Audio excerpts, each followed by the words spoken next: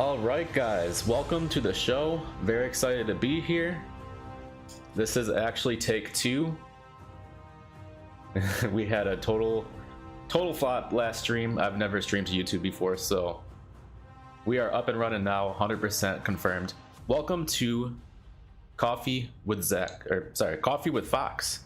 Coffee with Fox. My name is Zach with the startup company of my own named Fox Physique. Personal training, nutrition, and mental wellness for men and women alike. A lot of men's coaching, but general life stuff as well. I'm an ISA certified PT, personal trainer, and nutritionist.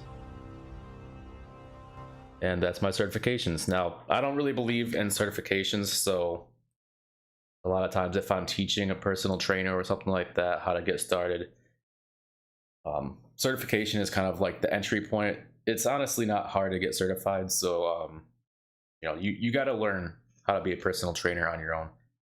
And we're going to cover topics like that, topics about how to bodybuild, how to get lean, how to eat properly for health, as well as your physique and conditioning, and just general life stuff. Whenever you have a question, guys, just put it in the chat, put it in the comments.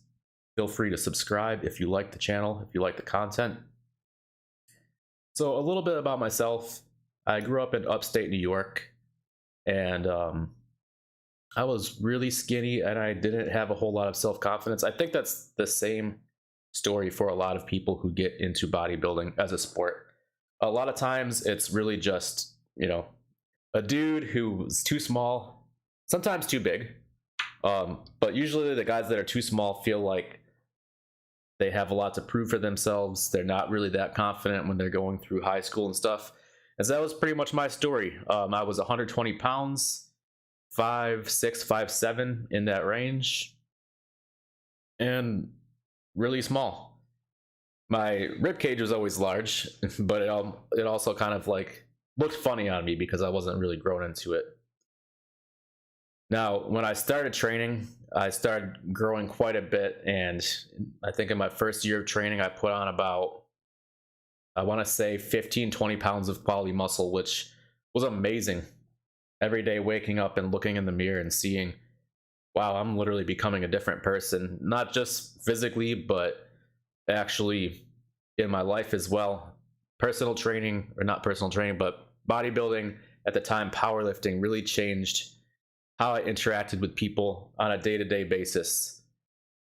A lot of the aggression that I had as a male was repressed, as a lot of guys are nowadays. And I think really anger is just simply repressed aggression. That's all it is. And when you have a place to express that aggression, which is in the gym, then you become a lot more free. That basically the cork comes out of your mouth like a wine bottle or a champagne, I guess. The cork comes out of your mouth. You're able to express yourself in the gym by lifting weights and getting your aggression out like that. And if you don't think that you need aggression to lift weights, then you've never lifted over 200 pounds before. Anyone that's lifted over 200 pounds will 100% know what I'm talking about. So yeah, training really changed my life, honestly. Among other things, for me, my walk with God is number one.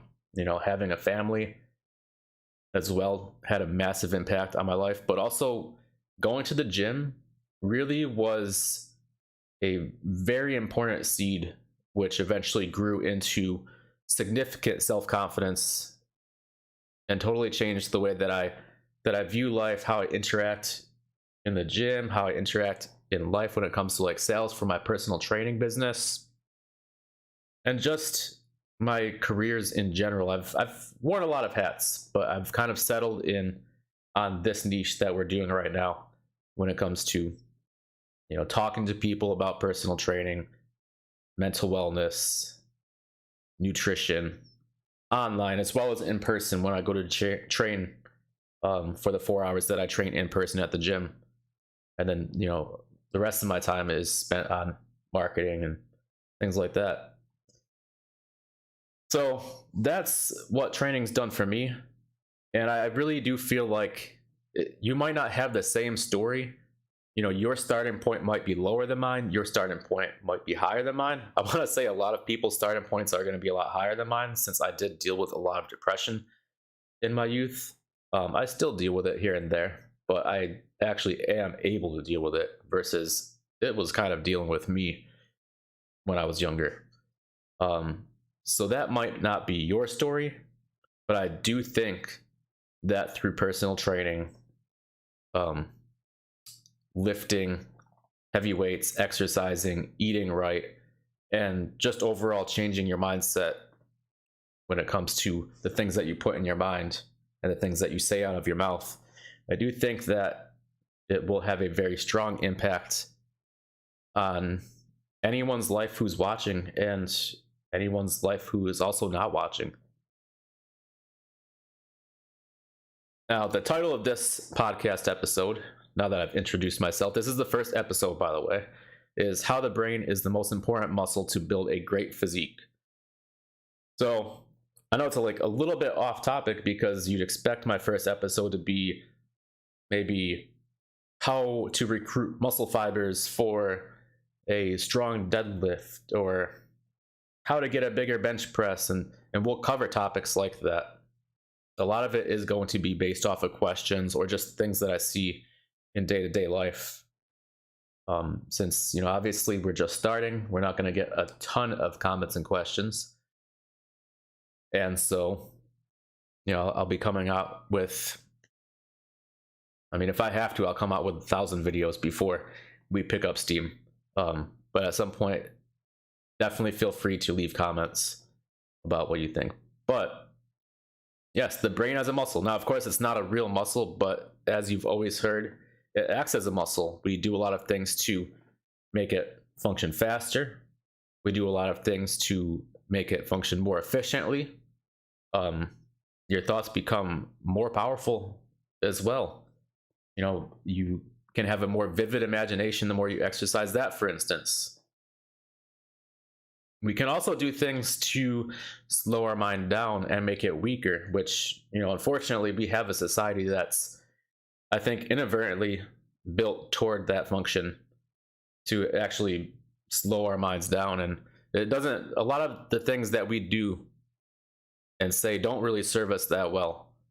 Now, I do think that training is one of the things that serves us extremely well and really builds our minds.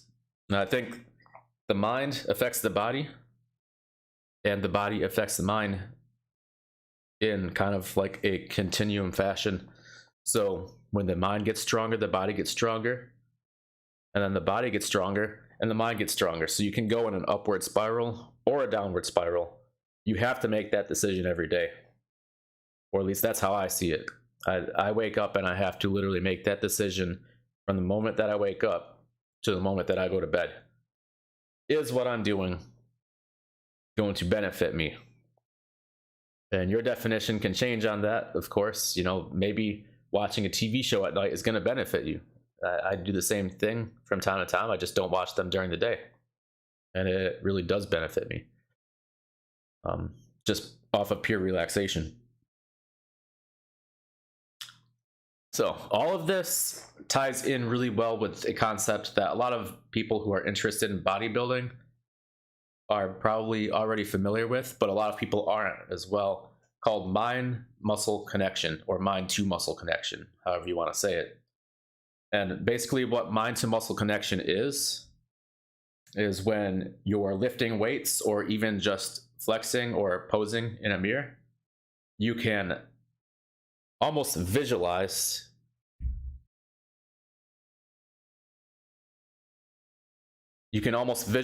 the exact muscle or the exact part of the muscle that you're trying to flex or squeeze during the exercise.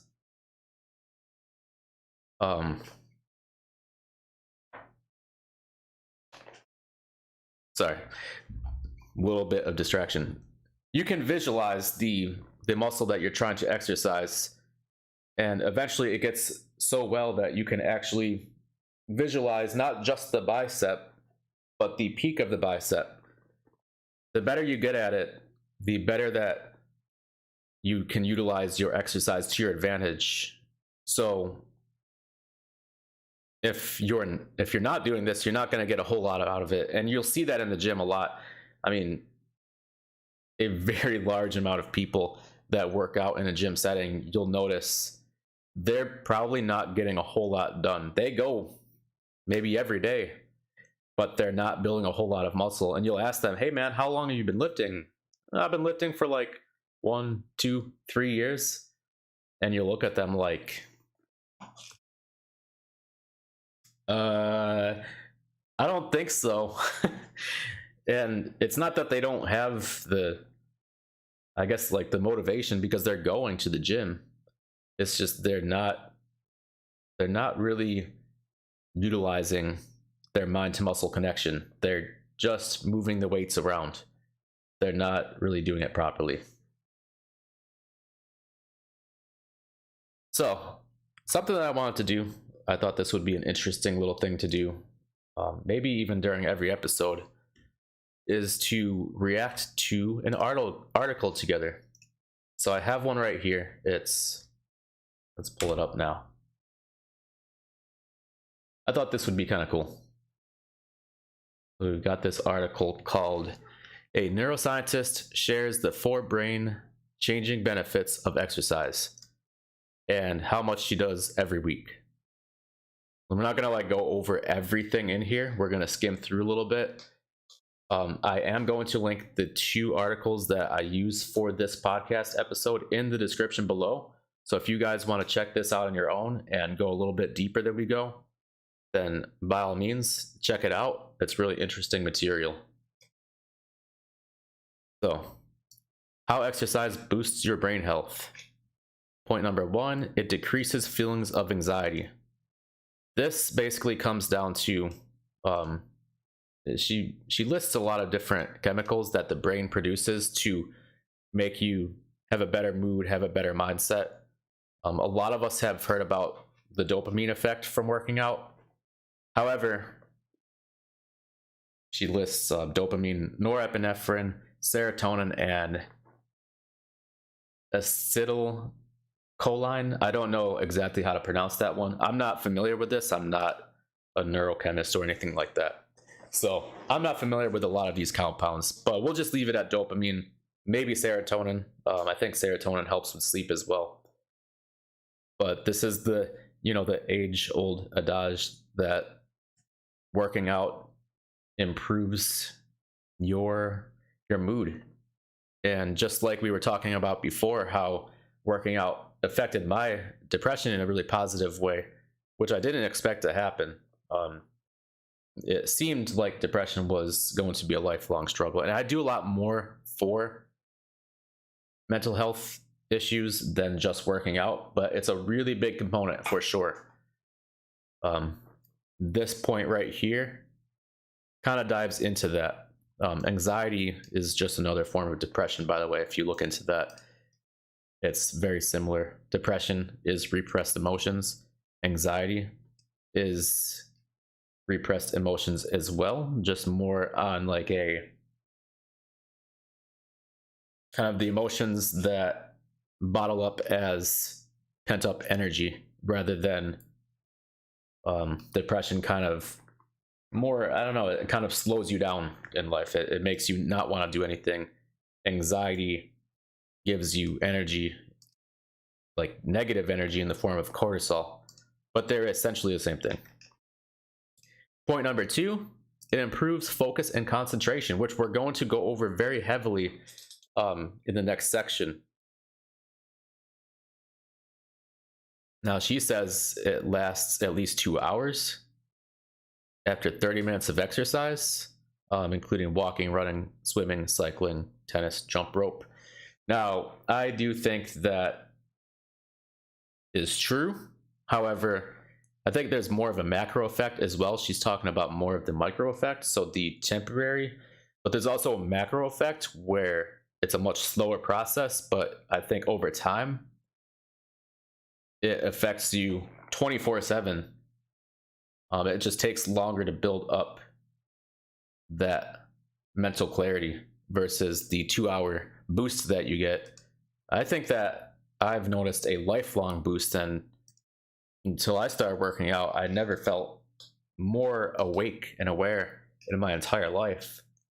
And even on my rest days, you'll have 24 to 48 hours without working out and still feel extremely aware with your focus and concentration.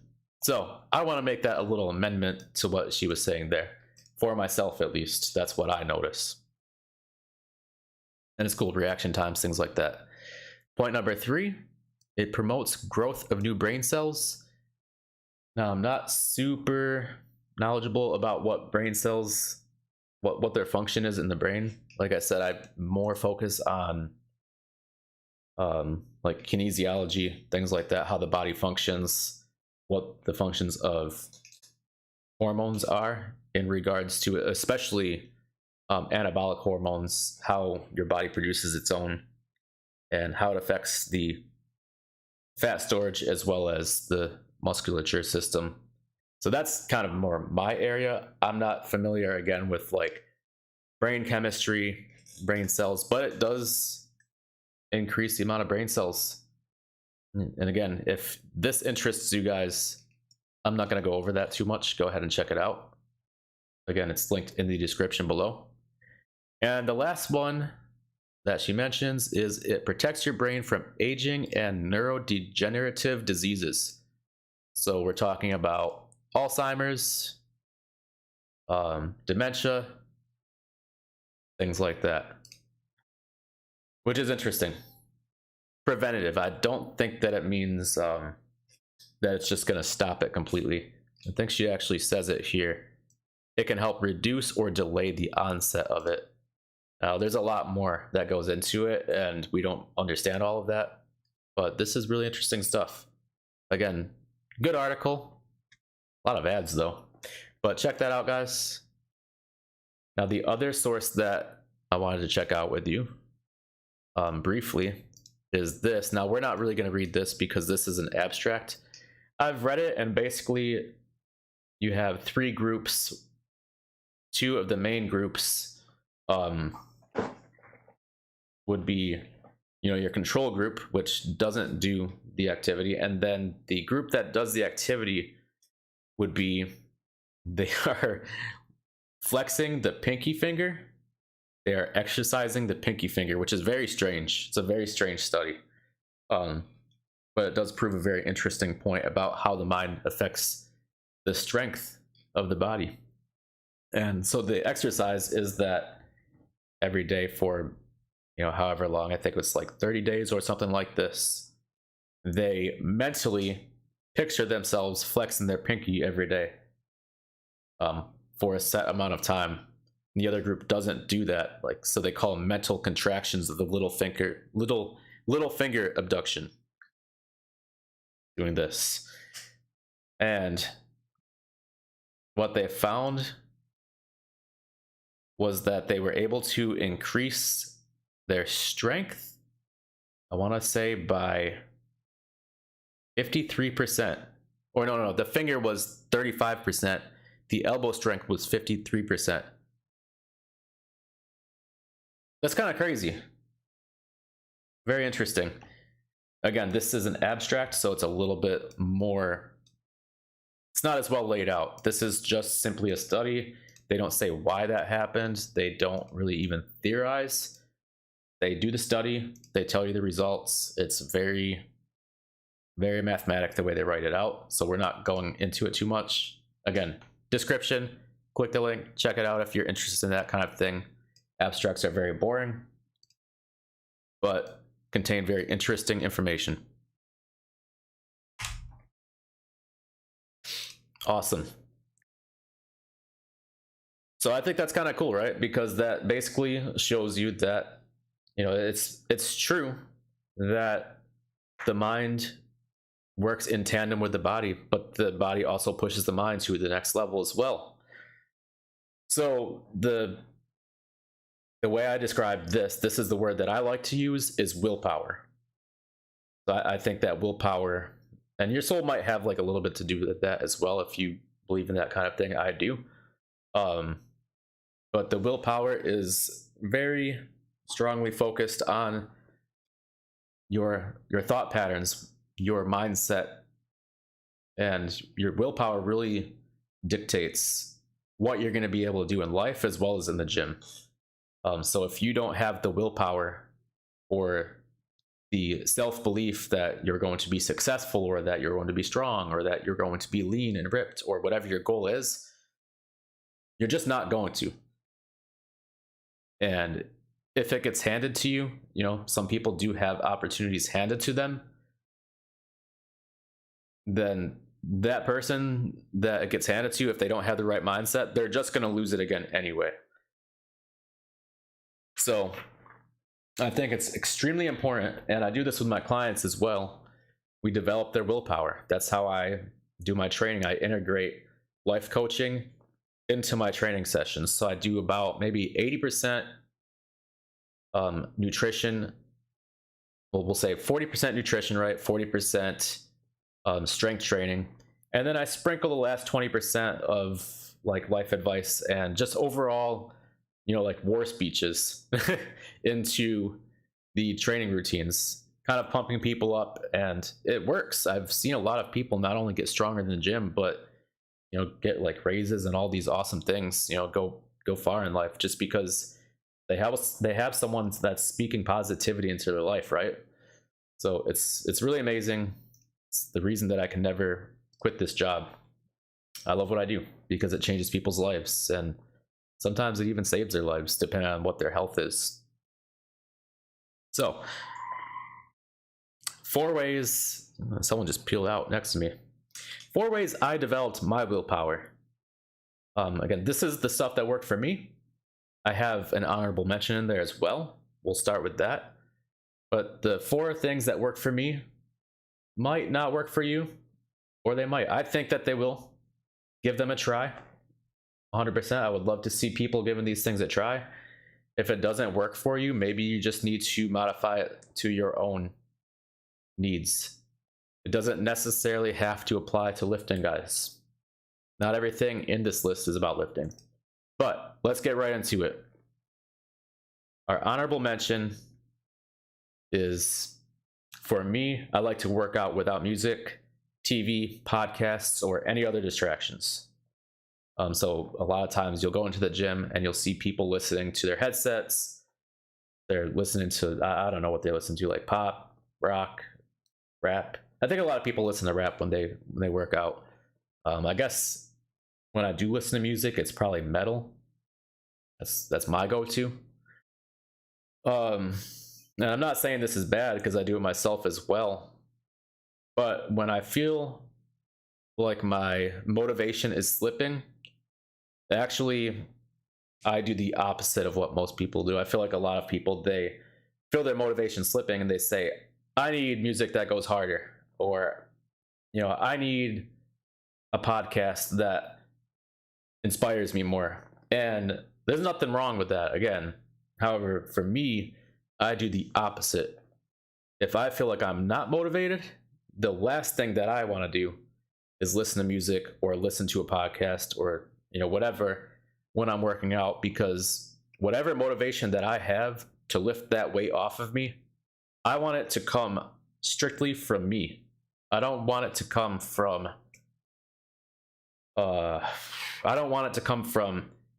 how hard Demon Hunter's drummer is playing, or how crazy a line is from Eminem's inspirational soundtrack. I want it from me. I don't want Eminem's inspiration. I don't want Joe Rogan's inspiration. I want my inspiration. So then when I go back and listen to the music or watch the podcast or whatever, then I'm getting even more out of it. So quite an honorable mention. It probably should have just been a number 5, I guess. Number 1. And this is probably the biggest thing that I started doing when I was lifting, was I did a lot of big compound movements. So I didn't do a lot of isolations. Mostly what I focused on was the big 4 lifts, which are deadlifts, deadlifts, squats, bench press, and shoulder press. So look these up, guys. Definitely check out how to do your form properly. If you want, you can train with me. It's totally an option. But these are the big 4. And if you want to call them the big 5, I would add in pull-ups, which is also a compound movement. Compound movements are essentially movements that recruit 2 or more body parts at the same time. Now, squats, deadlifts, those kind of recruit almost every muscle in your body. So they are very exhausting. The reason that I feel they build willpower when you do them is because they're so difficult that it takes a lot of motivation to do it in the first place. You want to go light when you do it. You just want to avoid it altogether. It takes a lot of mental focus just to get through something like that. They're very exhausting. They make you out of breath. They make it so that you want to eat more. Whenever I do legs, I just want to devour a massive amount of food. Right now I'm not because I'm cutting, but yeah, this is the reason that they require a lot of willpower. So anything that requires a lot of willpower is going to build that mental muscle. Number 2, I went and I go to failure frequently, at least once per body part per week. I know this seems very obvious to a lot of people who have lifting experience, but to be honest, very few people have ever gone to actual failure. What they think failure is because their brain told them to stop lifting. It started hurting from muscle ache, muscle burn, fatigue, things like that. And their brain said, all right, this is failure. Put the weights down. In time, your brain becomes stronger than your body. And then your brain says, no, this is not failure because I'm still able to move this weight.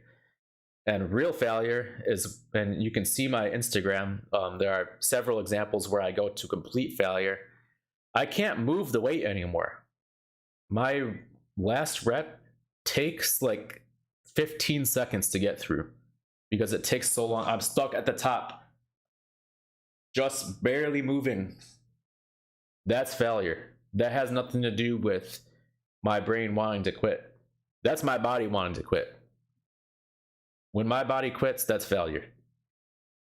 It takes a lot to get yourself there, and it's purely driven off of mental strength.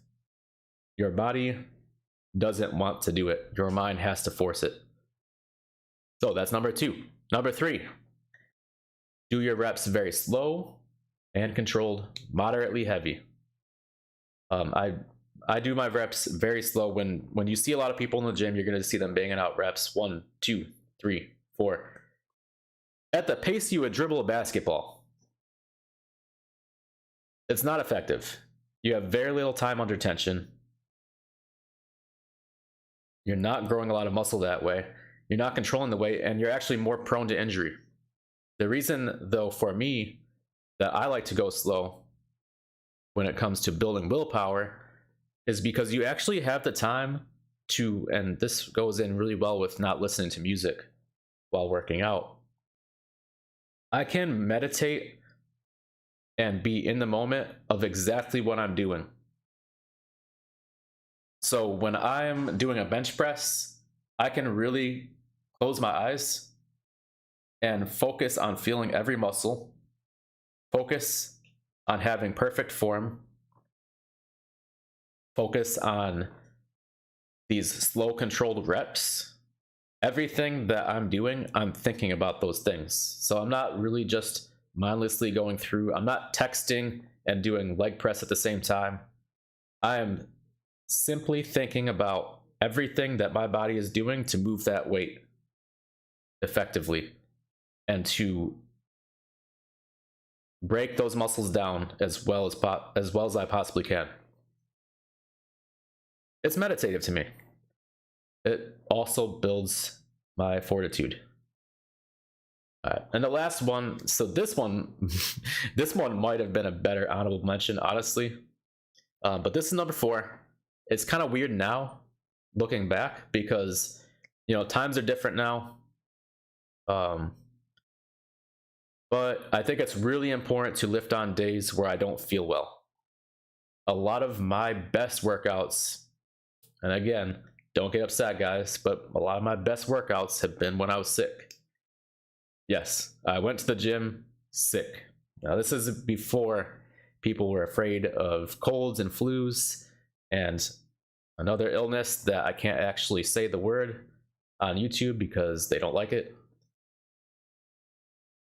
So it's different now. You have to be mindful of the people around you. And even back then, I was more mindful of the people around me. I sanitized the things that I was using and stayed away from people. It was a private gym, so there was enough room to be away from people as well. But it's not just about being sick. It's about being tired. Maybe you're in a bad mood. You have allergies, for instance. All these things are really good, not good reasons, but they're reasons that keep people from working out. People really like to work out on days that they feel good, instead of working out on days they don't feel good, but leave feeling good. So on the days that you work out, like if you can give 100% of your effort on a day where you're feeling under the weather, if you can give maximum effort on that day, now that you've achieved that, now imagine what you can do on a good day. Now that is elevated. So let's just go through them really quick again. Number 1, big compound movements. Number 2, go to failure. Number 3, slow controlled reps, moderately heavy, not completely heavy, not completely light. And number 4, lift on days where you don't feel 100%. This is what worked for me. I think that it can work for you. If you're not implementing all of them, at least give them a try. Let me know what you think. Guys, if you liked the video, go ahead, like, subscribe, comment below. I definitely want to hear you guys' feedback. If you have any questions, I mostly want to make videos answering those questions. These videos aren't made for me. They're made to serve you guys and help you guys in life, in the gym, in nutrition. Anyway, this has been Coffee with Fox. Hope you guys have a wonderful week. God bless.